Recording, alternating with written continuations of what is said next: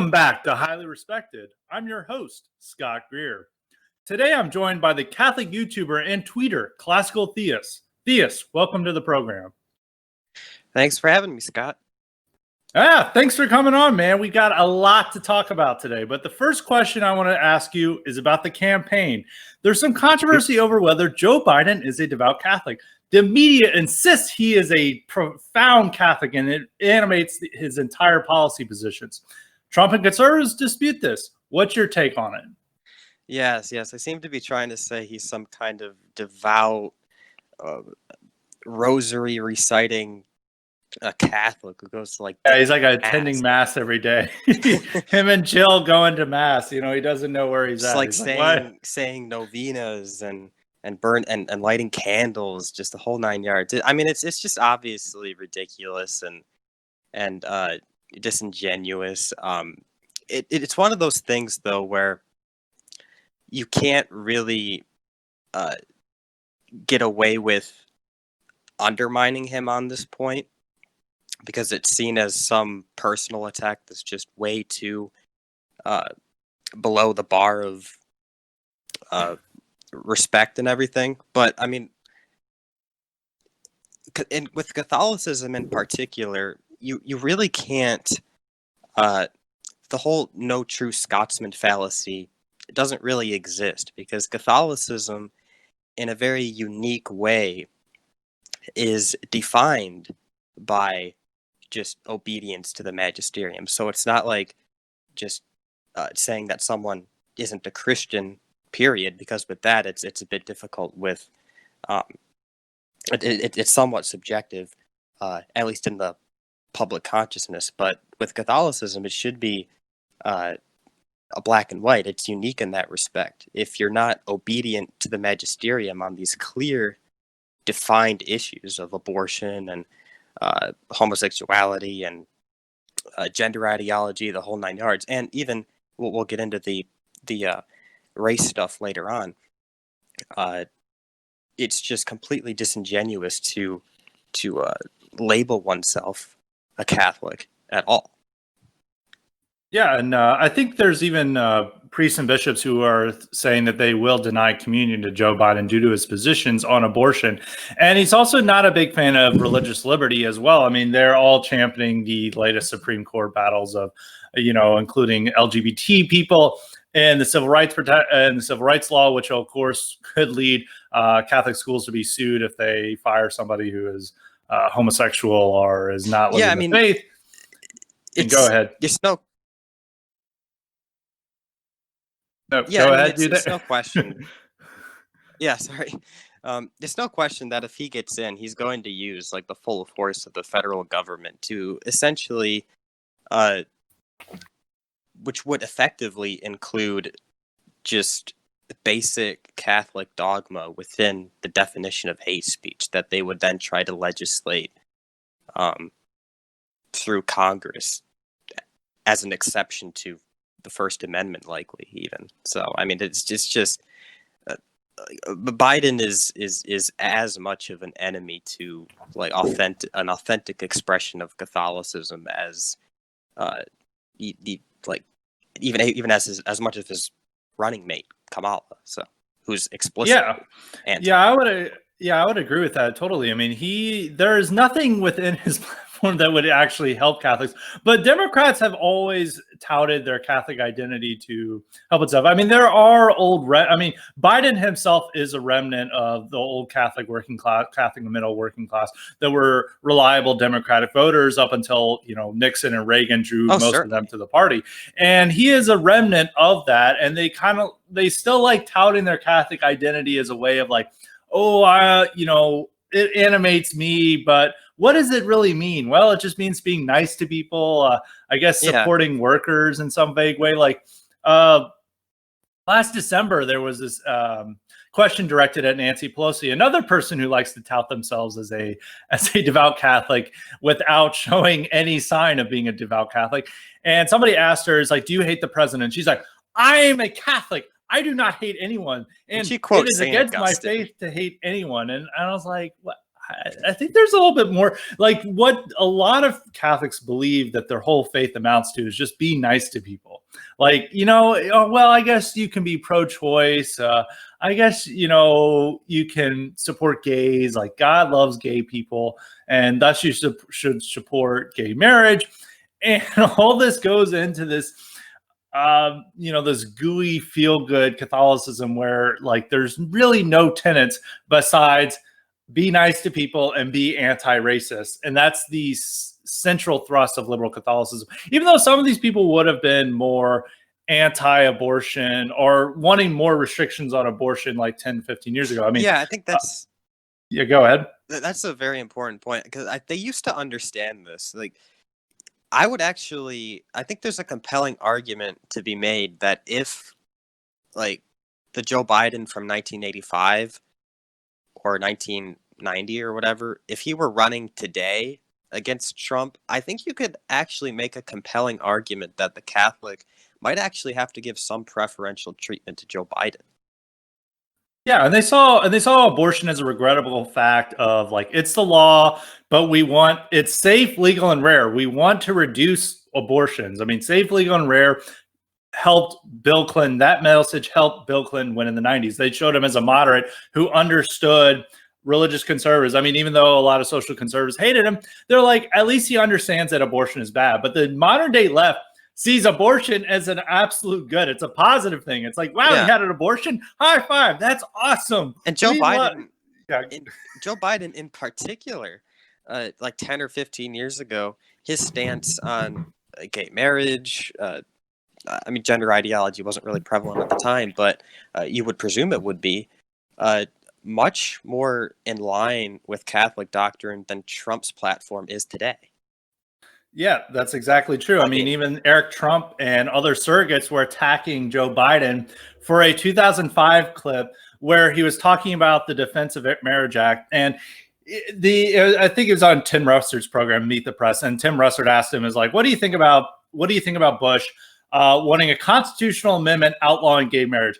And his response wasn't that this is abhorrent. How dare anyone consider banning gay marriage? He's like, why do we need to do that? We already have the Defense of Marriage Act that defines marriage between one man and one woman. And that's good enough for me that our nation sees marriage as between one man and one woman. And that's what I support. So there's no need for a constitutional amendment. He was saying that and Trump's campaign was attacking him for this, for like every LGBTQ plus person needs to see this. And it's like, you want to attack him for criticizing the standard Republican position as unneeded and taking the stand that he believes marriage is between one man and one woman, which was every Republican believed that, 10 to 15 years ago. The only conflict was over whether they needed a constitutional amendment to outlaw it or whether the Defense of Marriage Act was enough. Yeah, I mean, it was kind of the liberal position of the day, but that liberal position is, well, like you just said, much more in line with traditional Catholic, not just even traditional Catholic teaching, but just like basic JP2 catechism teaching on gay marriage. But what's sad about this is, as I think you've kind of point out every now and again, pointing these things out probably is not going to sway the average Catholic voter, because the average Catholic voter isn't really adherent to the faith. Him or herself. So. Yeah, that's true. I mean, only 8% of Catholics believe, American Catholics believe birth control is a moral wrong, which the church is very clear in saying that it's bad. Birth control is bad, but only 8% of Catholics believe that. And I think it's among church-going Catholics, like who regularly attend at least once a month. I think it's only like 13% who actually believe it's a moral wrong. So, yeah. So these are like the standard positions. Like liberal Catholicism is like a big part of middle class Catholic culture, where they just see it as like, well, it separates us from those like Protestants and evangelicals and those WASP, and it's our way of saying like we're a little bit different and we're immigrants and we have this background, and it makes us stand up for the little guy and all this is about is just being nice to people. And another point about Biden being more conservative than the general left on this is that he was still supportive of the Hyde Amendment. Mm-hmm. I think even when he was starting off his campaign in 2019, the Hyde Amendment blocks federal funding to abortion. And he was supportive of this. He had, of course, like his handlers, told him like, "Hey, you can't support this anymore. This is bad." And he changed his position on it. And Tim Kaine, who was Hillary Clinton's running mate in 2016, he also supported the Hyde Amendment and wanted restrictions on abortion. He did not support, third trimester abortion. I believe he wanted abortion limited, not even just like, it has to be before 20 weeks, but even a lower number than that. But those, I think Tim Kaine was probably the last one to even do this. I don't think that Nancy Pelosi and Joe Biden are totally on board with everything, regardless of what the faith says. And really, the standard bearer now of liberal Catholicism is Alexandria Ocasio-Cortez. And it's simply just because she's standing up for immigrants that, like, actually the real Catholic position is just like wanting open borders, according to these people. And it's just about welcoming the refugee. And she had this post, in 2018, rather, over Christmas about like Jesus was a refugee and a poor immigrant. And this is why we need to welcome all of them here. And it was such a just silly message, but they're very effective at weaponizing Christianity to argue for liberal points, but they ignore pretty much everything else that Christianity in the Bible says that counteracts their their views on sexual morality, on on child rearing, anything that might counteract their notions, they'll just discard. But they're very effective at weaponizing it to support their position, and especially on immigration and race issues, which we'll get to in a moment. Yes. But why there's a lot of Catholics on, a certain demographic of Catholics on Twitter who love AOC. They really do believe that there's this Catholic left emerging just by AOC, occasionally sharing like a Thomas Aquinas quote, or tweeting a priest saying like, welcome them all in. And they think that this is a sign of an emerging Catholic left. What do you think the potential for a Catholic left actually is in America? Yeah, she's going to bring in the new Guadalupe integralist state, as a lot of these people. Yeah, Santa Muerte. We'll have that is going to be so based. It's like, yeah, they're traditionalist Catholics. They're like, have some skull. They're trying to, it's like some cartel members with skulls, and they're like, we think we want to try out human sacrifice today. It's like, oh, this is base Catholicism. But yeah, what do you think about the potential for an actual Catholic left in this country? Even more so, I think it's something more different than the liberal Catholicism of Biden and Pelosi, where it's just like an identity that they wrap themselves in, but they don't even really cite their faith unless it's to say that they have to be nice. Like, AOC actually more vigorously uses a certain form of the faith, I guess, her adaptation of the faith to she weaponizes that and uses that to advocate for her positions. What do you think about the potential of an actual Catholic left emerging? Yeah, so like you said, and this is sort of what I was going to say, is there's a distinction between like the lib-cath boomer Biden supporter who, like you said, is much more of a cultural Catholic, doesn't really try to consciously apply Catholic doctrine or Catholic philosophy or theology to public policy. It's sort of just like you said, just like a cultural identity. But then there is the type of left-wing Catholic who is under the impression that there's enough magisterial support for, say, left-wing economic policies that they can, and they're also anti-racist, so they can sort of glue these two things together and try to make inroads with just secular left-wing activism. As for the prospects of that, I think very, very, very weak, because every time there's there's some kind of crossover. I think this happened a few months ago, where there's this Twitter user, Mecca Bonald. He's this uh, left Cath, left integralist type person. He's a big fellow, by the way. Big, yeah. He uh, he started to try to make some inroads with the Red I think it was the Scare. Red Scare, Red And Scare it podcast, just and a lot of went. the Brooklyn leftists. It was just a train wreck. He had to make all of these concessions on abortion. He had to sort of like put them through remedial theology class about uh, uh, why gender ideology can't really comport with Catholic doctrine. He was just remarkably unsuccessful, and any time this sort of alliance tries to happen, the secular left naturally reacts aggressively to Catholicism, and Yeah. naturally, because these things just don't mix together. They uh, I'll say this much: the Wignat to traditional Catholic pipeline much more successful than the than like the blue haired queer leftist. Yeah, then like the Bernie socialist, the Left wing Catholic Catholicism. pipeline, which their left casts are much more interested in It's like you have promoting. to teach them how to use like sex organs properly in order to make any kind of headway. Whereas to like the Wignat to traditional Catholic pipeline, you just have to sort of like set them straight on maybe some excesses here and there, which Yeah. we'll talk about later on.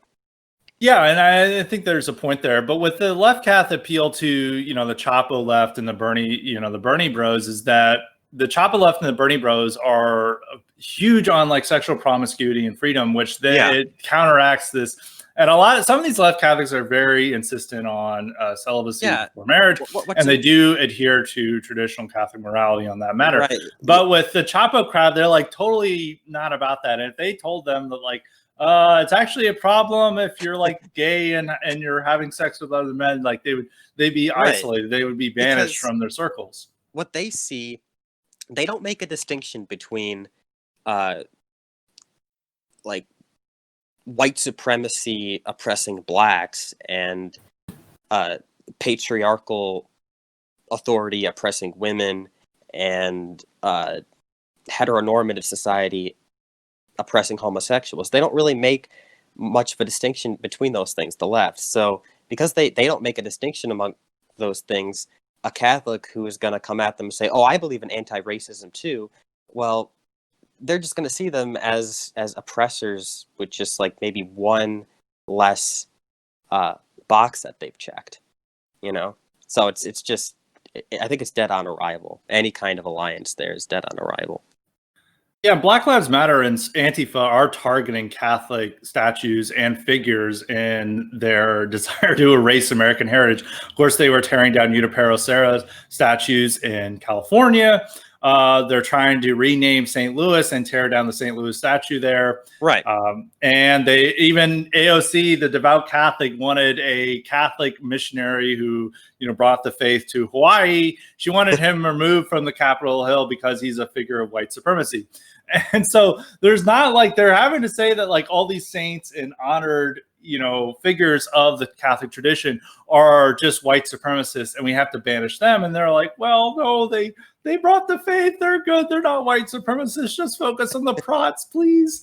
And they can't, compare it to this. And there's also been attacks on Catholic churches from some of the activists as well.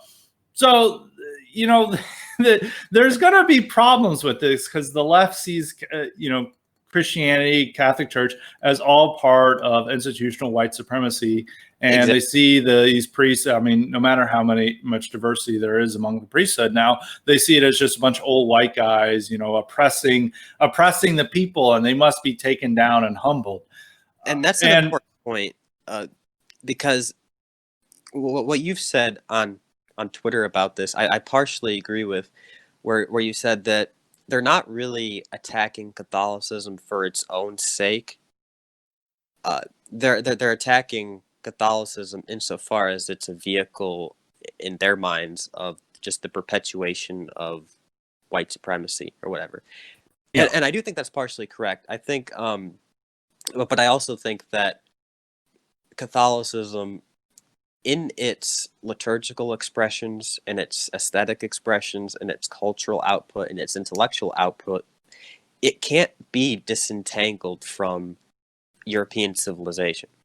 It can have a universal application, and that's why there are missionary activities, but it can't be really disentangled and isolated from its European roots. And so I think partially intrinsically, it's always going to be a vehicle of perpetuating European civilization wherever it plants its missions, right? And that seems to be why. That seems to be what is intuitively recognized by the BLM crowd. So it is partially because they see it as a vehicle of white supremacy, but I also think there is something about Catholicism, specifically Roman Catholicism, the Latin Rite, and of course even the Eastern Rite, by the way, which will always be a vehicle of furthering European civilization. Yeah, and I think there's a point to that. And when they attack Sarah and all these other figures, it's attacking them for colonialism, which is the extension of Western civilization and Europeans. And no matter that they were bringing the faith, is that missionary work in of itself is just colonialism. It doesn't matter, if you're actually helping these people. It's like, well, you shouldn't have been there in the first place because any European entering on their territory is bad. And it doesn't matter if they were making these people happy or making their lives better. It's evil what they did, and we should banish this legacy because they were helping to steal native land, as they always say. And that's just what's so utterly foreign to the mind of the church, right? The church is very insistent on prioritizing spiritual welfare before material concerns. So even if the indigenous, they had to, in many ways, in a very difficult way, adjust to the higher standard of living that the missions brought with them. I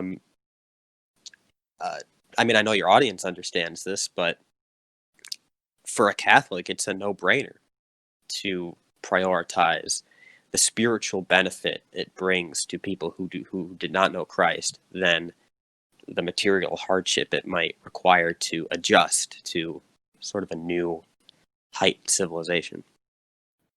Yeah, and one of these weird things about the BLM and Antifa are targeting the Catholic Church is that the Catholic Church hierarchy is fully endorsing BLM and the George Floyd riots and thinking that the George Floyd death is the greatest tragedy to ever happen in human history. Is that Pope Francis delivered a speech about the matters, condemned racism as a grave sin. There was one Vatican official who called George Floyd, a convicted criminal who was high on nearly every drug imaginable, the just man in a public pronouncement. Yes.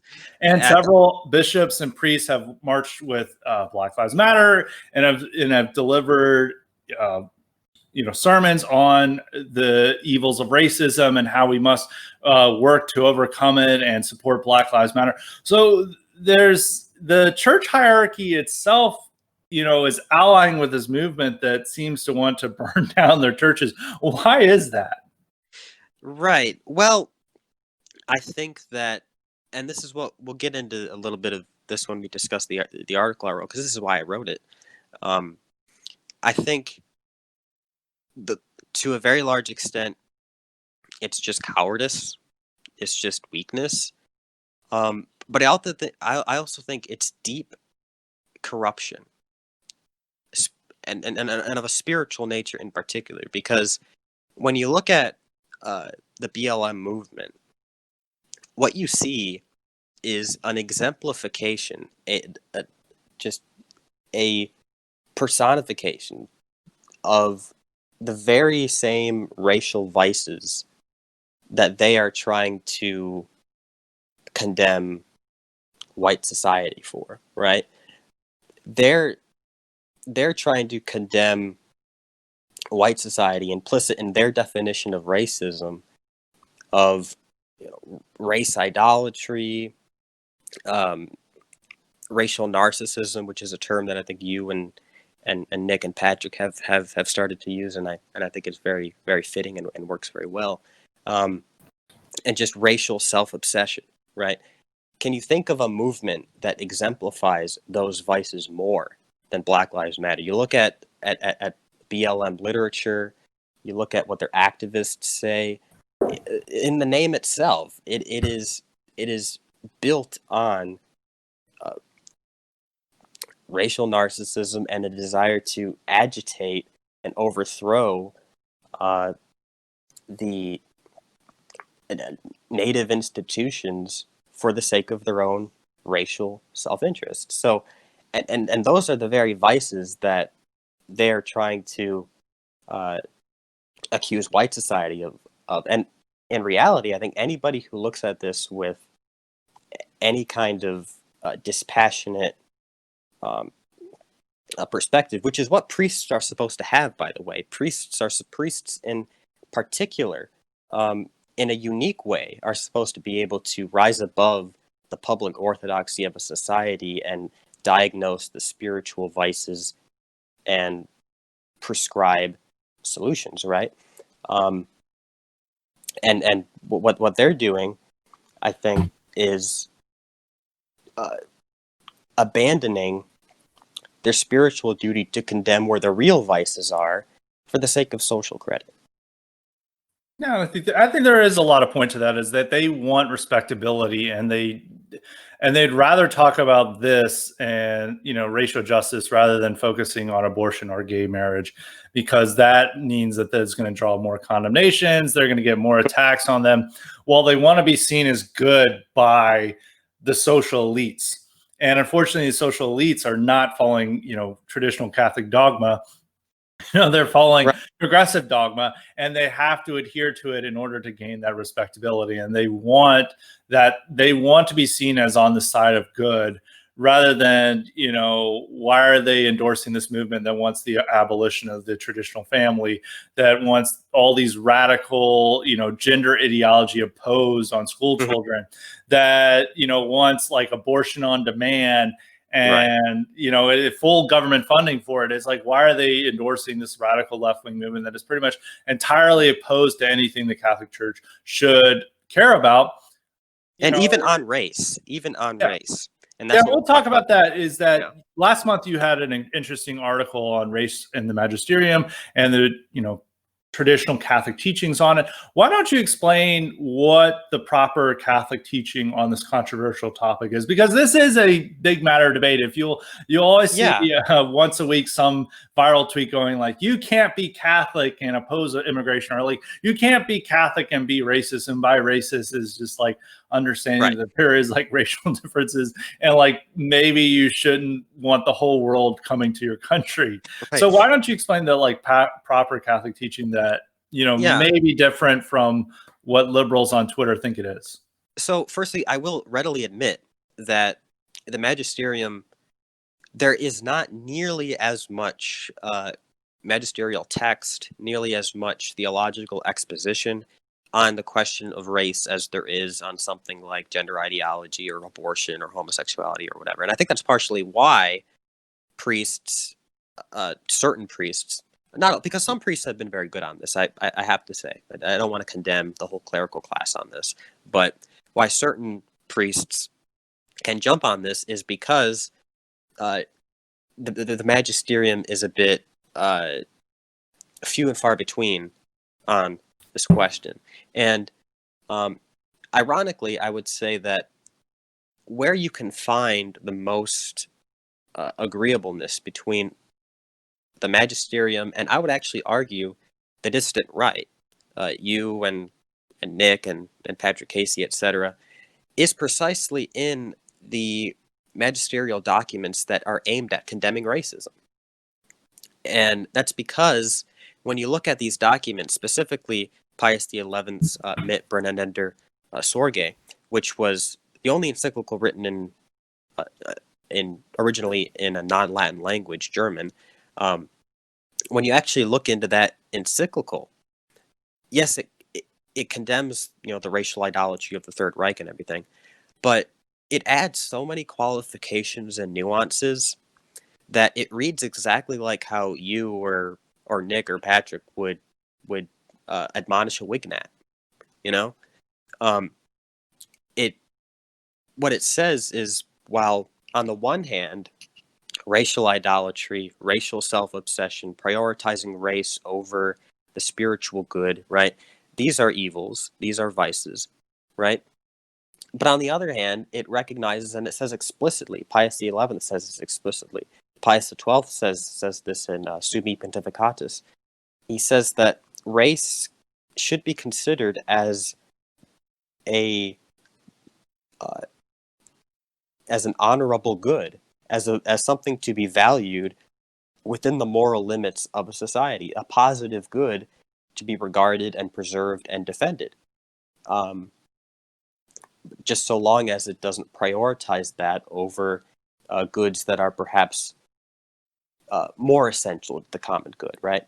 But it's very clear in precisely in those encyclicals and the instructions that condemn racism, it's qualified in such a way as to give a lot of explicit room for the kind of balanced, racially self-respecting attitudes that the dissident right is trying to promote. Yeah, so some, I guess you would say that some of the left Catholics who believe that like even noticing race is like a grave sin are mistaken in their belief.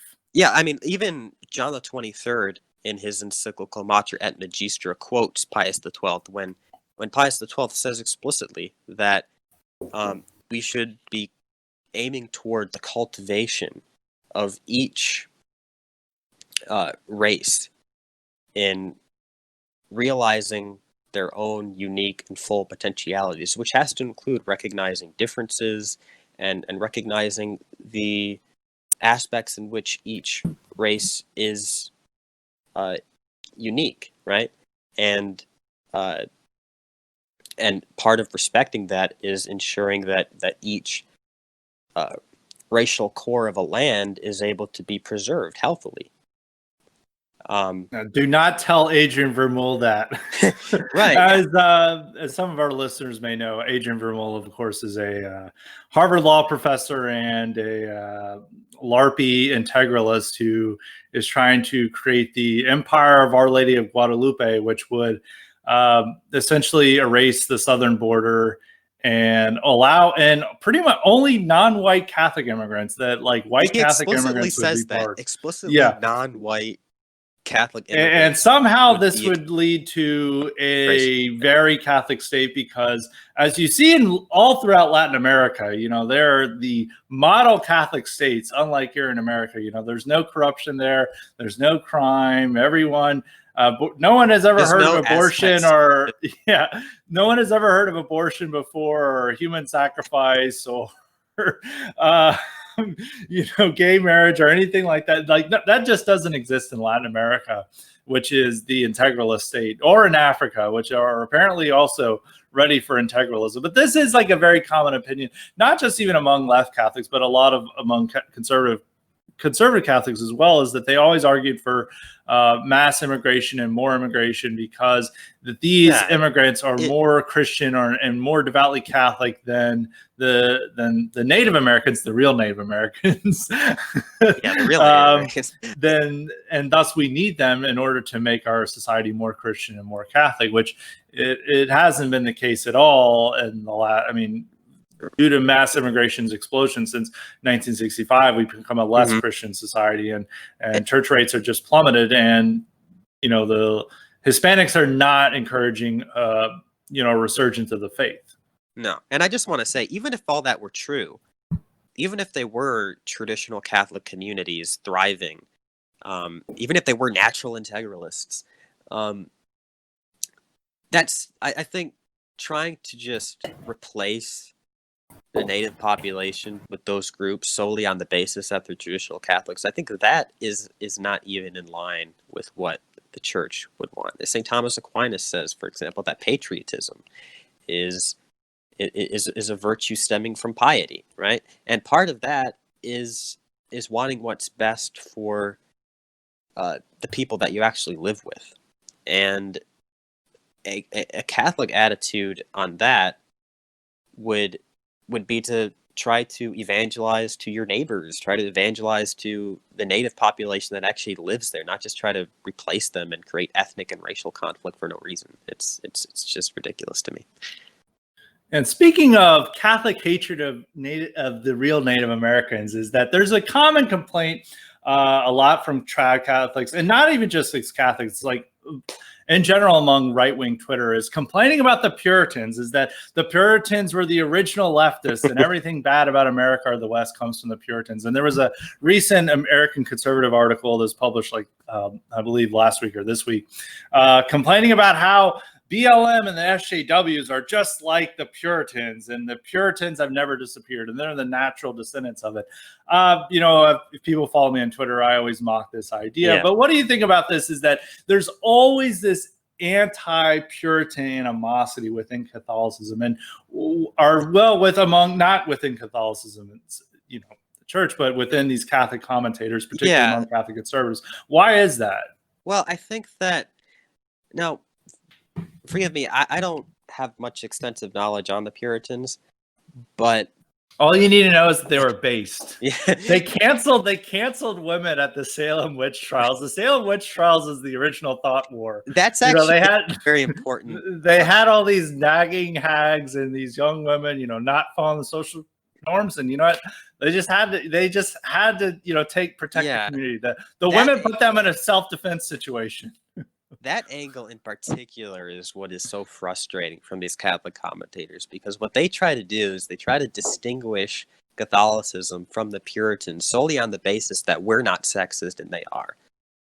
Yeah. Or that we're not really morally prudish, but they are. Or that we don't really care much about modesty. Yeah, we get drunk all the time as Catholics, unlike those Puritans that like in Footloose, they don't even dance. It's something like that. But it's a way of appealing to the left, because the left hates Puritans for a very obvious reason. It's like, oh, no. We're religious and conservative, but not like them. We like to have fun because we're alcoholics. And if you read Catholic saints on this stuff, if you read theologians on this stuff,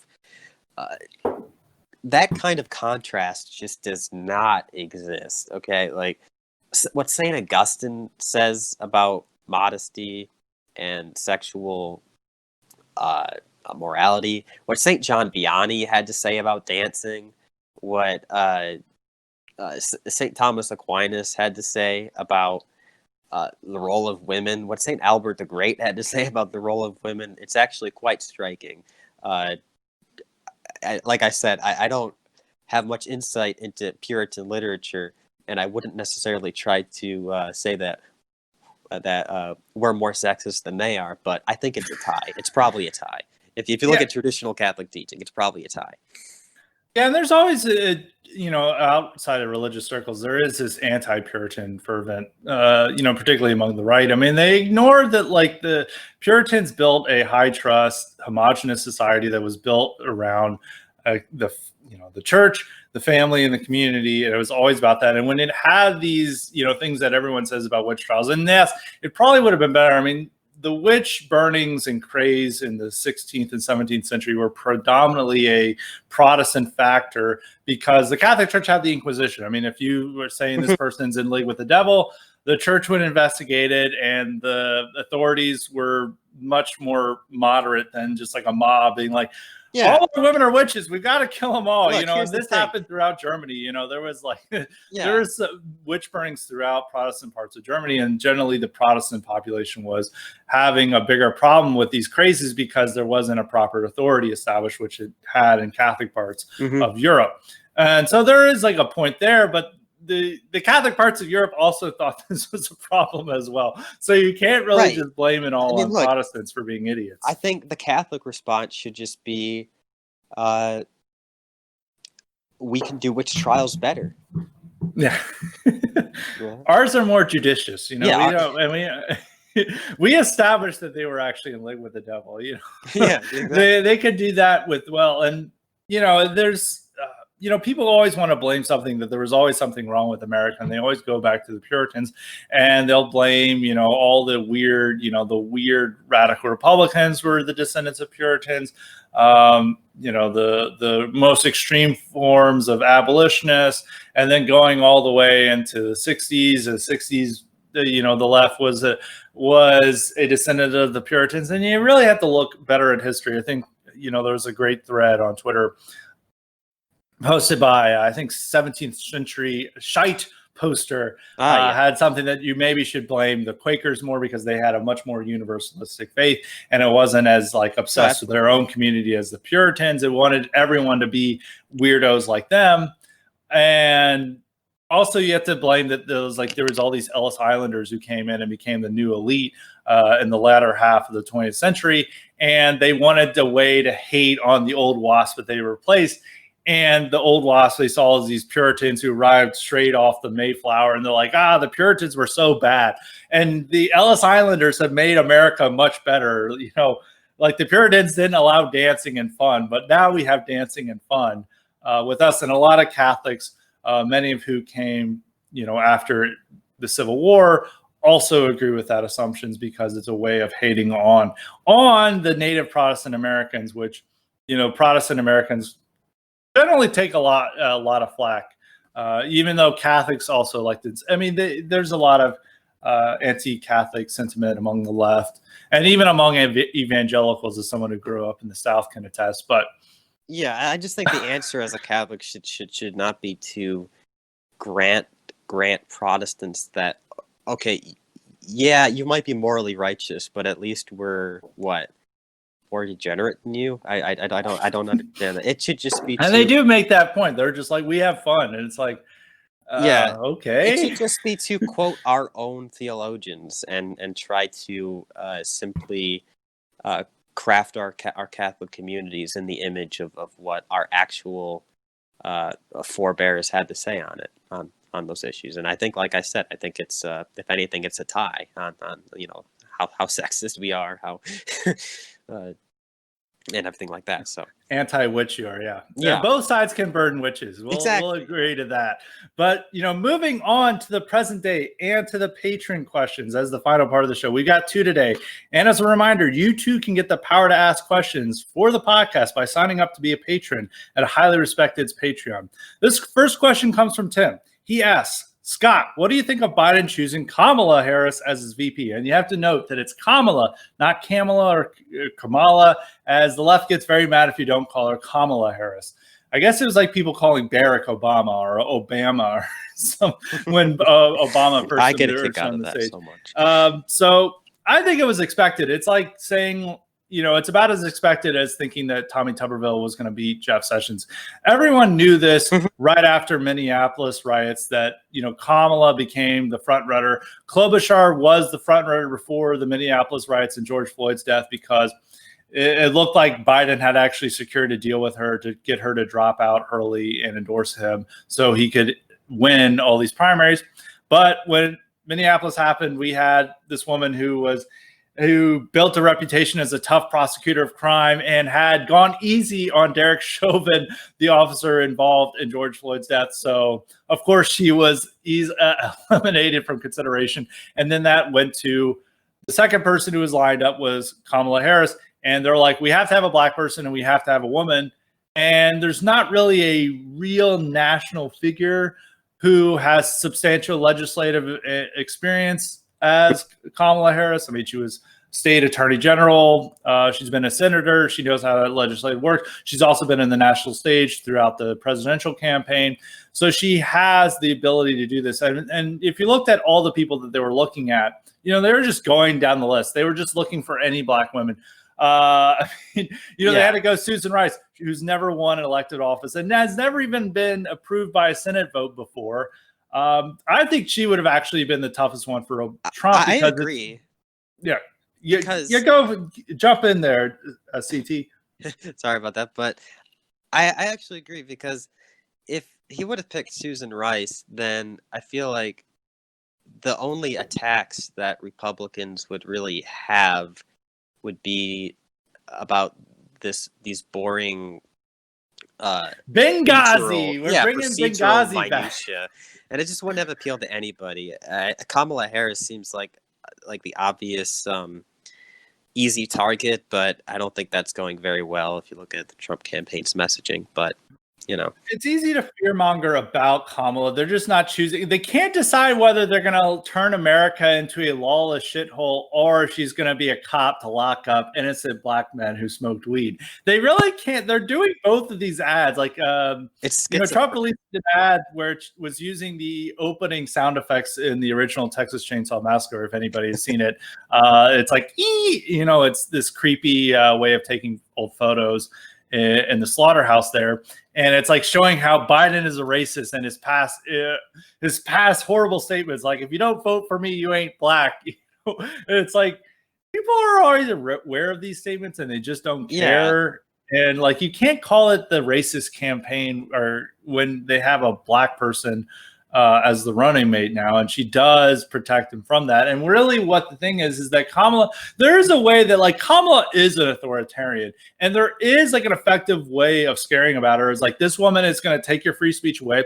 Exactly. She's going to take your guns away. Even like her gun policy, gun control, she wanted to use that like an expansive red flag wall where like white nationalists and other political dissidents, and that could include like just about everybody that you could imagine. It could probably include most Trump supporters.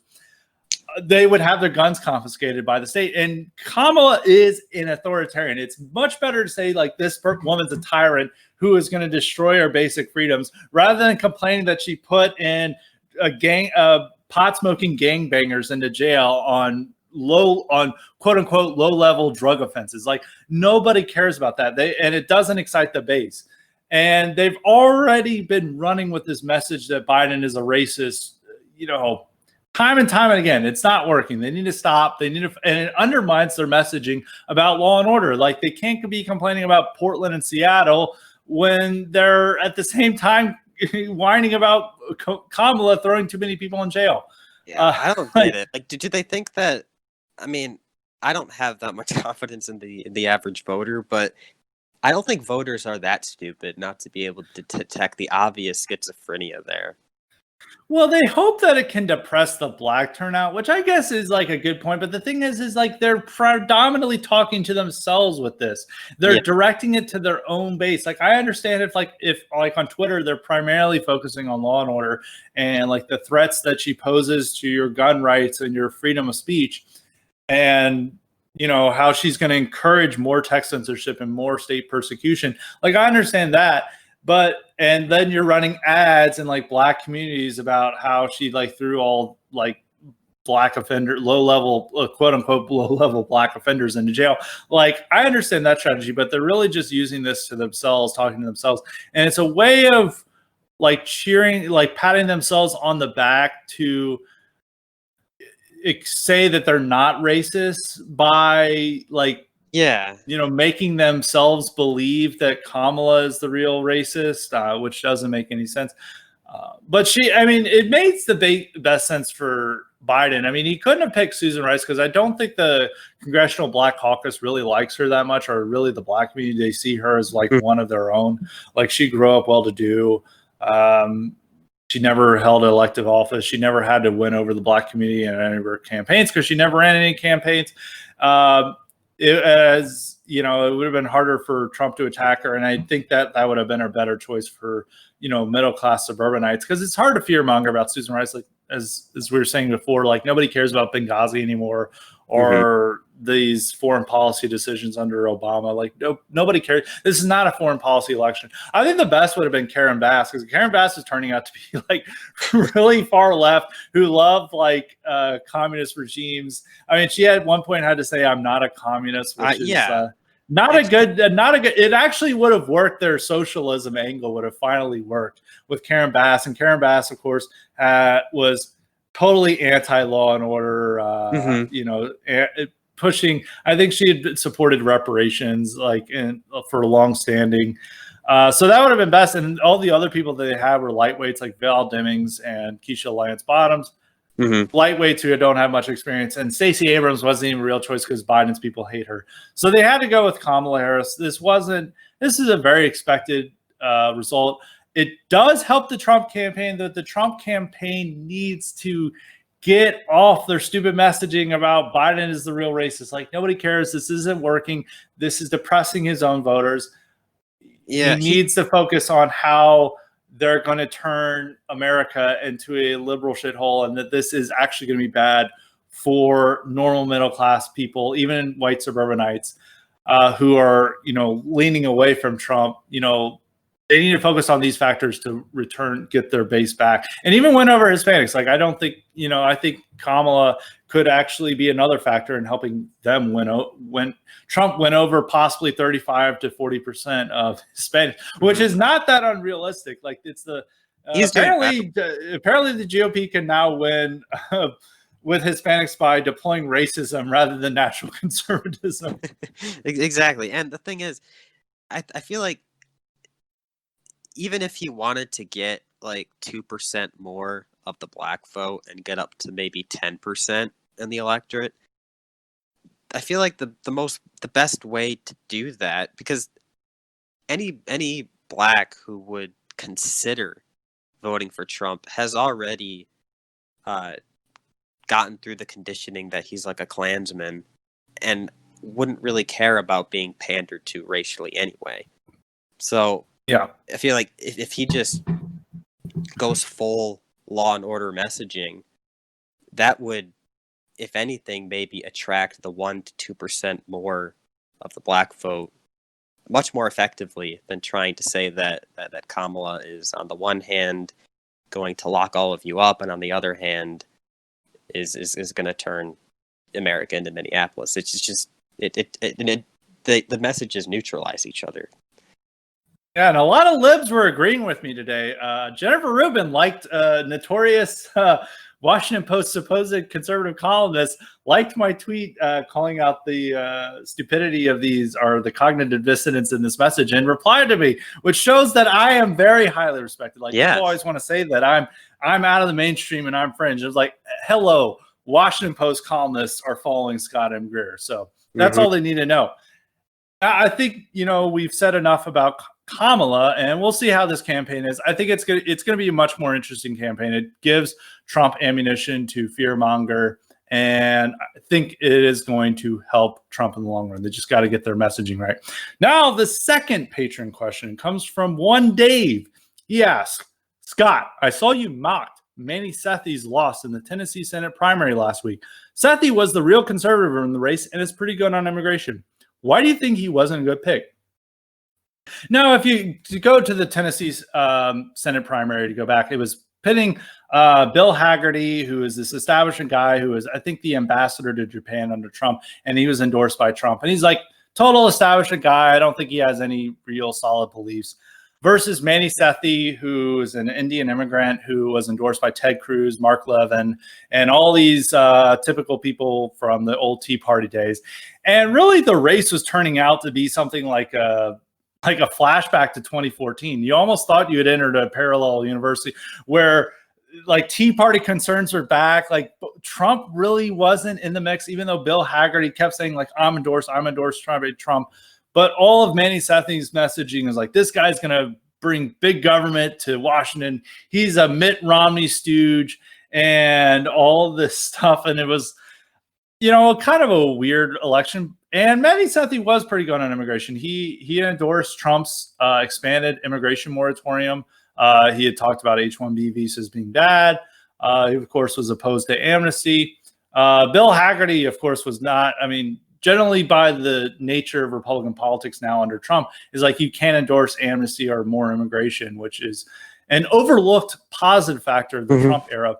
But the main reason that I was mocking it is that it is bad optics for these southern states, these conservative southern states, to elect, Indian immigrants to these states, because he may be good on all the issues. And this guy seems nice. And this isn't like saying like this guy is evil just because he's Indian. There is bad optics to saying you're a southern state and you're sending an Indian immigrant who may be good on these issues, when he gets there. But when he gets there, the Indian lobby is like a very powerful group, and they are demanding that more Indian immigrants come to this country. They're promoting the Fairness for High Skilled Immigrants Act that would allow them to monopolize our entire visa system. Over 90% of professional employment-based visas would be going to Indian nationals for the next 10 years, over 90% under this bill. And they're all promoting it. And he could go to Washington and be supporting this. And there is these like things where it's saying like, Americans can come from any part of the world and it doesn't matter. Like Tennesseans don't see race. They just see, content of character. And this Manny Sethi would be like this. I mean, there's already seen examples of that. Like Tim Scott, was a very conservative person when he got to the Senate and Congress, and now he's one of the worst. Now he's like what I mean, even I wouldn't even say on policy he's not one of the worst, but he is the #1 tone policer about anything dealing with race that has to do with the GOP. And he's always like, Republicans need to do more against racism. I can't believe that Trump would call out shithole countries. And he has blocked 2 judicial appointments on like the worst scenario, that they were like critics of, that they criticized multiculturalism and affirmative action. He blocked two judicial nominees. And I've even heard from people who said that like judicial nominees have met with him, and pretty much his only concern is like, what are you going to do for Black people? And like, how are you going to help advance the cause of racial justice? And it's like, how is that conservative? So I don't think Sethi would be that bad, but I think there's bad optics to it. I don't think it's that important. I was just making a joke how this is a big L for Indian conservatives. And I do think that, this guy seems nice, seems like he had all the policies, but I do worry that once he gets there, he could get these red-blooded, super hardcore conservatives to really think that all Indian immigrants are like him, as he's promoting ways for more Indian immigrants to come here.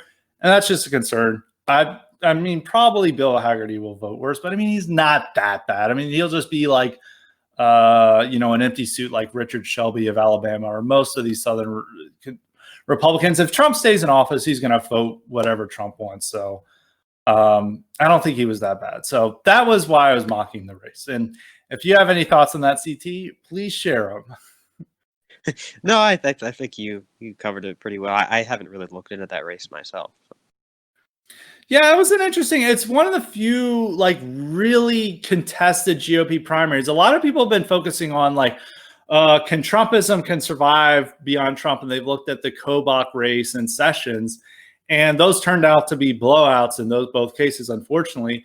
While this was a very close race, but it was a repeat of what we saw throughout the Obama era of these Tea Party candidates taking on the establishment. There's nothing really distinctively. No, nothing distinctively about MAGA or nationalism. I guess, Manny Sethi wasn't he just had a typical Tea Party platform from 2014. At that time, any candidate running as the Tea Party candidate would have been anti-amnesty and complaining about immigration. So he wasn't that much different in that regard. And it's something interesting that you can't have the type of races that I think our side would want, of pitting the establishment versus nationalism, because Trump is the preeminent nationalist in our politics. And whoever he endorsed has his endorsement, and that carries his brand and his messaging with him, even if he's endorsing somebody who's terrible, like Tommy Tuberville. Right. And you can't really, and you have this awkward race where a lot of ordinary people aren't aware of the differences between these candidates, and all they see is well, if Trump endorses him, he must be 100% with the Trump agenda, and I like Trump, so I'm going to go with him. You can't really disentangle nationalism as a platform from Trump the man. So if Trump goes all for now, for now. So if he goes all in on someone, then you can't really effectively attack him from the right. Yeah, and it remains to be seen what happens after 2020 if he loses. What happens to Trump? I actually think that one of the more positive factors is that Trump just goes all in on anyone who's defending his legacy and his agenda, and he will actually start supporting nationalist candidates. He may not. There's there's a lot of room for disappointment. But at this moment, like, as long as Trump is, has the loyalty of over 90% of Republicans, like, you cannot have an anti-Trump nationalism. Right. Or even like you have to have Trump involved. Like maybe in like when he's not the president, there can be a a nationalism that is moving effectively away from Trump, but there is no room for there's no room for an anti-Trump nationalism. And there's so many people on the right is like, this is what we need to do. And I was like, this is appealing to like, It doesn't have to be. it doesn't have much of an appeal to anyone because most of the never Trumper are like Republicans who don't like Trump, don't like him because of his nationalist policies. It's not because he's inefficiently nationalism or insufficiently. So we'll see these factors going along, but you had some additional thoughts?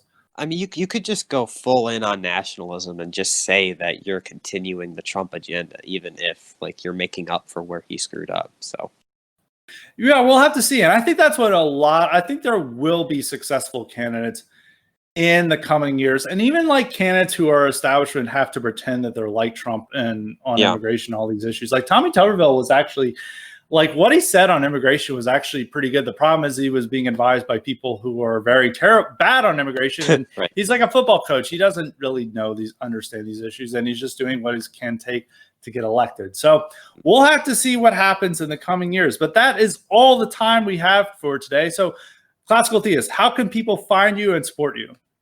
Yeah, I just want to say thanks so much for having me on this highly respected podcast. You can on Twitter, I'm at Classical Theist without the T. Somebody has that handle is occupied. And YouTube is just Classical Theist, and I also have a Patreon to go along with that. So that's how to find me and everything. Awesome. So everyone give him a follow on Twitter, and thanks for coming on the show. It was a great discussion. Thank you, Scott. I appreciate it. Yeah, thank you for coming on. And until next time, stay respected.